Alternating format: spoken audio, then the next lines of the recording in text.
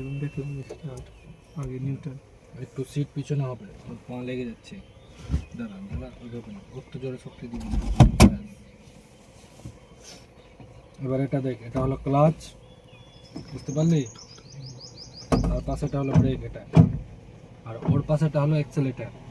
ওদিক থেকে পড়বি তো এ বি সি, ওদিক থেকে। আর এই থেকে পড়তে গেলে C D A, clutch, brake, accelerator. বাম পায়ের কাজ হলো শুধু ক্লাচ, অন্য কোনো কাজ না। ডান পায়ের কাজ হলো ব্রেক আর অ্যাক্সেলেটার, অন্য কোনো কাজ নাই। হয়ে গেল। এবার ডান হাত, ডান হাত হয়ে গেল এটা। ডান হাতে স্টিয়ারিং আর লাইট আর ইন্ডিকেটার, বুঝতে পারলি?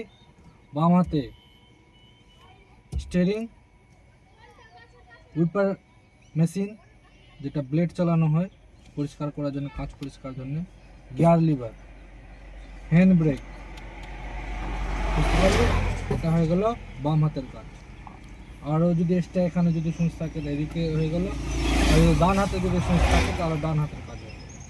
যে সাইডে থাকবে সেই সাইডের কাজ থাকবে, ঠিক আছে? এবার চাবি অন করছি, মিটারের লাইন আসছে, সবটা লাইট জ্বলছে, গাড়ি বন্ধ হলো।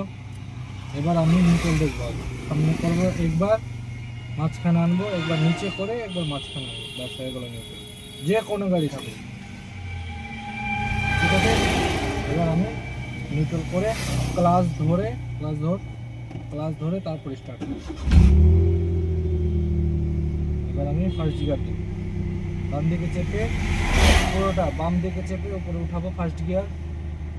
আবার সেকেন্ড গিয়ার যখন করব আগে নিউট্রাল করে দিলাম, আবার বাম দিকে চাপবো, নিচে করব, সেকেন্ড গিয়ার হয়ে গেল। আবার থার্ড গিয়ার যখন করব তো আগে প্রথমে নিউট্রাল হয়ে গেল, সোজা উপরে নিয়ে যাব, 3 নাম্বার গিয়ার চলে যাবে, মানে থার্ড গিয়ার হয়ে গেল। 4 নাম্বার যখন আসবো তখন আবার নিউট্রাল করব, আবার 4 নাম্বার আসবো। এটাকে ফোর্থ গিয়ার বলে, 4 নাম্বার গিয়ার বলে, যেটা এবার হচ্ছে সেটাই বলে।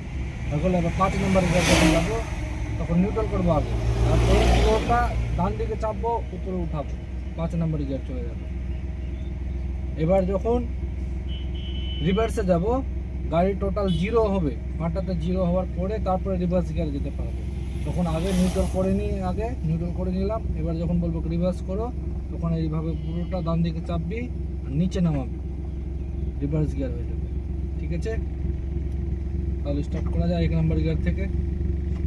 1 নাম্বার গিয়ার দিলাম, খুবই সূক্ষ্মভাবে ক্লাচ ছাড়বি, এক্সেলারেটর করা দরকার নাই। আগে ক্লাচ ছাড়বি, তারপরে এক্সেলারেটর করবি।